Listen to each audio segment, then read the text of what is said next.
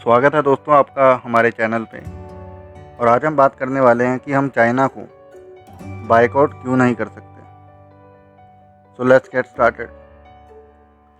On 15 June 2020 Indian और Chinese soldiers के बीच में एक वायलेंट फेस ऑफ हुआ, जिसकी वजह से इंडिया के 20 आर्मी ऑफिसर्स, जिसमें से एक कमांडिंग ऑफिसर थे, वो शहीद हो गए।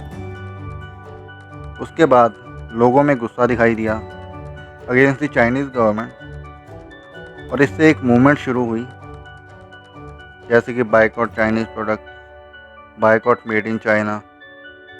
और देश के अलग अलग शहरों में चाइना के अगेंस्ट प्रदर्शन किया गया। चाइना के फ्लैग को आग लगा रहे हैं लोग, चाइना के प्रेसिडेंट के पुतले को आग लगा रहे हैं, और चाइनीज़ गुड्स का बायकॉट करने के नारे लगा रहे हैं। पर दोस्तों, ये बात करने में आसान लगती है, पर इसको इम्प्लीमेंट करना ऑलमोस्ट इम्पॉसिबल है, स्पेशली इस टाइम में, in the time of pandemic. आप पहले इस टेबल को देखिए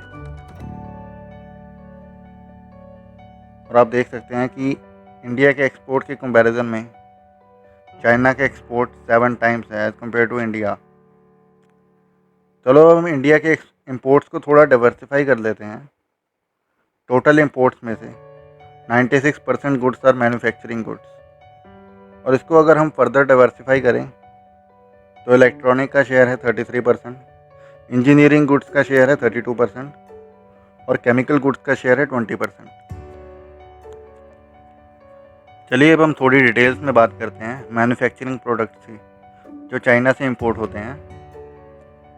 ये रेंज बहुत ही बड़ी है, और इसमें आते हैं कंज्यूमर ड्यूरेबल्स और इलेक्ट्रॉनिक्स, जैसे कि स्मार्टफोन्स हो गए, टेलीविजन्स हो गए, और इंडस्ट्रियल गुड्स आते हैं इसमें, व्हीकल्स आते हैं, सोलर सेल्स आते हैं, electrical machinery, clothing, automobile parts, furniture and lightning, cases, hand bags, wallets.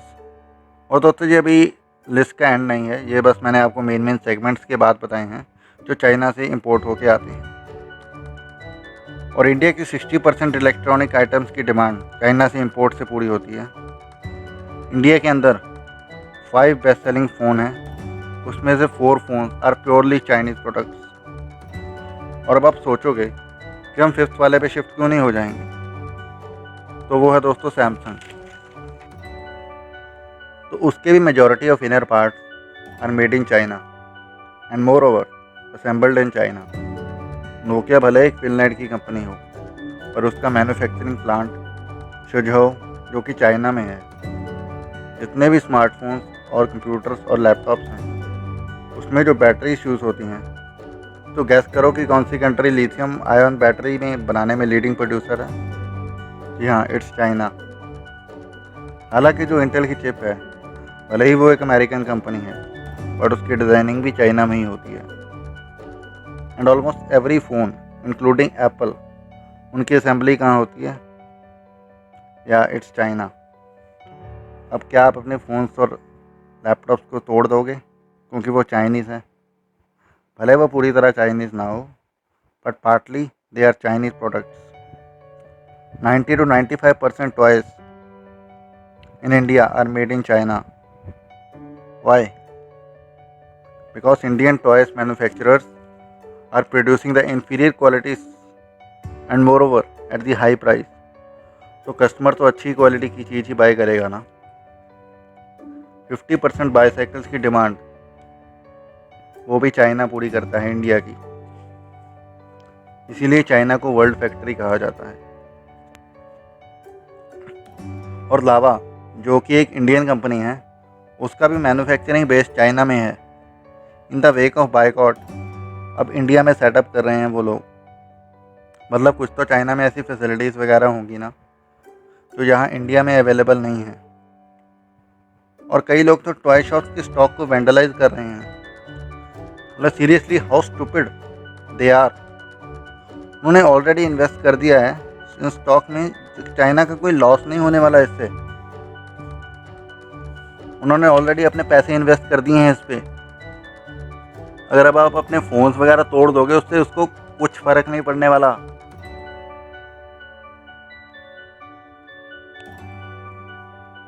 और अब हम बात करते हैं फार्मास्यूटिकल सेक्टर की। और जो फार्मा सेक्टर है इंडिया का, वो दोस्तों क्रिटिकली डिपेंड करता है अपॉन चाइना। 68% ड्रग्स और जो रॉ मटेरियल्स हैं आर इम्पोर्टेड फ्रॉम चाइना। अभी दोस्तों आपको पता ही होगा कि इंडिया ने हालांकि पीछे ही पूरे वर्ल्ड की HCQ की डिमांड को पूरा किया था, और इस HCQ की मैन्युफैक्चरिंग में एक रॉ मटेरियल का इस्तेमाल होता है जिसका नाम है API, एक्टिव फार्मास्यूटिकल इंग्रेडिएंट। और दोस्तों चाइना उसका लीडिंग प्रोड्यूसर है। अब हम बात करते हैं एम्प्लॉयमेंट की। दोस्तों इससे उन हज़ारों लोगों की जॉब पर इफ़ेक्ट पड़ेगा जो एम्प्लॉयड होंगे इस टाइम ओप्पो, वीवो, श्योमी के रिटेल स्टोर्स में और उनकी फैक्ट्रीज में भी। इनकी एक फैक्ट्री है दिल्ली में जो कि 10,000 लोगों को एम्प्लॉयमेंट दे रहे हैं करेंटली। वीवो की एक नोएडा में सेपरेट फैक्ट्री है जो 2,000 पीपल को एम्प्लॉय कर रहे हैं। इतना ही नहीं, उनकी एक और फैक्ट्री है जो 8,000 पीपल को एम्प्लॉय करने की कैपेसिटी रखती है। और इससे इसकी पूरी वैल्यू चेन पर इम्पैक्ट पड़ेगा, जो भी इस चेन में इन्वॉल्व होंगे। और इस टाइम में जब कोरोना वायरस की वजह से ऑलरेडी इतने सारे जॉब लॉसेस हो रहे हैं, और इस बाइकआउट चाइना का चाइना पे इतना इम्पैक्ट नहीं पड़ेगा जितना इंडिया पर पड़ेगा। इससे कई सारे लोग अपनी मनी अर्निंग कैपेसिटी खो बैठेंगे, और जिन लोगों ने चाइना के सामान में अपना पैसा इन्वेस्ट किया है, अगर हम बाइकआउट को इतनी सीरियसली लेंगे तो उनका भी लाइवलीहुड थोड़ा इम्पैक्ट पड़ेगा बहुत ज़्यादा। अब हम बात करते हैं प्रोजेक्ट एंड स्कीम्स की। क्या गवर्नमेंट उज्ज्वला स्कीम को बंद कर देगी, जिसमें लोगों को इनएक्सपेंसिव LED बल्ब दिए जाते हैं लोगों को, क्योंकि बहुत सारे कंपोनेंट्स हैं जो उसके LED बल्ब के वो चाइना में बनते हैं। ऑल इंडिया कंप्यूटर साक्षरता मिशन, इसके अनुसार हर विलेज के अंदर एक कंप्यूटर रेवोल्यूशन लाएगी गवर्नमेंट। ये पॉसिबल ही नहीं है बिल्कुल दोस्तों without the biggest producer of laptops and computers, and that is China. और अब हम बात करते हैं इंफ्रास्ट्रक्चर प्रोजेक्ट्स की। क्या गवर्नमेंट जितने भी इंफ्रास्ट्रक्चर के प्रोजेक्ट चल रहे हैं उनको बंद कर देगी, क्योंकि उसमें चाइनीज़ पार्टनर्स इन्वॉल्व हैं। जहाँ हम हैवी मशीनरी यूज़ कर रहे हैं जो उस कंट्री में बनी है, बहुत सारी टनल बोरिंग मशीन्स जो मेट्रो प्रोजेक्ट्स में करंटली यूज़ हो रही हैं वो चाइनीज़ है। क्या हम वो बंद कर देंगे?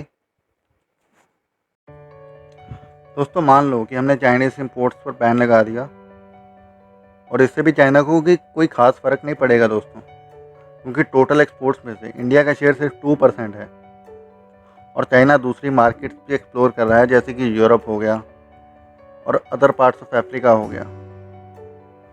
तो दोस्तों मैं बस इतना कहना चाहता हूँ कि अगर हमने बैन लगा दिया तो ज़्यादा नुकसान इंडिया का होगा एज़ कम्पेयर टू चाइना, और हमारी कंट्री पहले ही सफ़र कर रही है बहुत ज़्यादा ड्यू टू द पैंडमिक।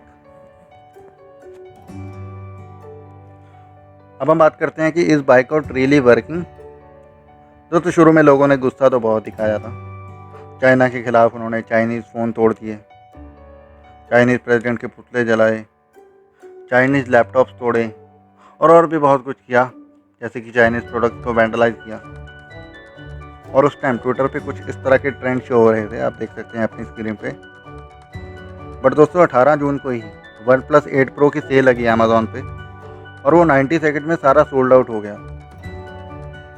और इतना ही नहीं, 19 जून को MI नोटबुक की सेल लगी जो कि 512 GB के वेरिएंट थे, और वो एक दिन में सारे सोल्ड आउट हो गए।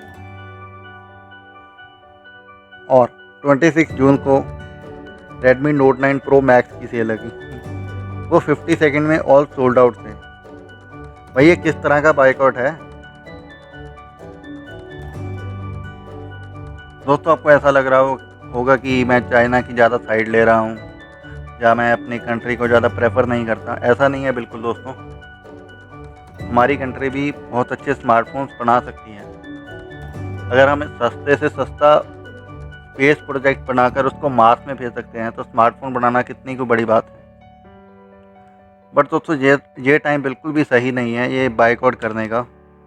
मैं बस आपसे इतना ही कहना चाहता था। हाँ, हमें टाइम लगेगा और दोस्तों हमें इसके लिए सेल्फ सफिशिएंट बनना पड़ेगा। चाइनीज़ गवर्नमेंट हेल्प करती है अपने लोगों की, जैसे कि उनको सब्सिडीज़ देती है ज़्यादा से ज़्यादा और इंसेंटिव्स भी देती है ताकि वो ज़्यादा से ज़्यादा एक्सपोर्ट करें, और वो अपने वर्कर्स को बेटर वर्किंग कंडीशंस प्रोवाइड करते हैं। और आप देख सकते हैं दोस्तों कि इंडिया और अदर कंट्रीज़ के कंपैरिजन में चाइनीज़ वर्कर्स का वेज रेट बहुत ज़्यादा है। इंडियन गवर्नमेंट्स को भी सेटअप करना पड़ेगा अगर अपनी डिपेंडेंस कम करनी है चाइना से। चलिए दोस्तों, दैट्स ऑल। अगर आपको अच्छी लगी तो लाइक करें, सब्सक्राइब करें और हाँ, घर पे रहें, सेफ रहें। जय हिंद।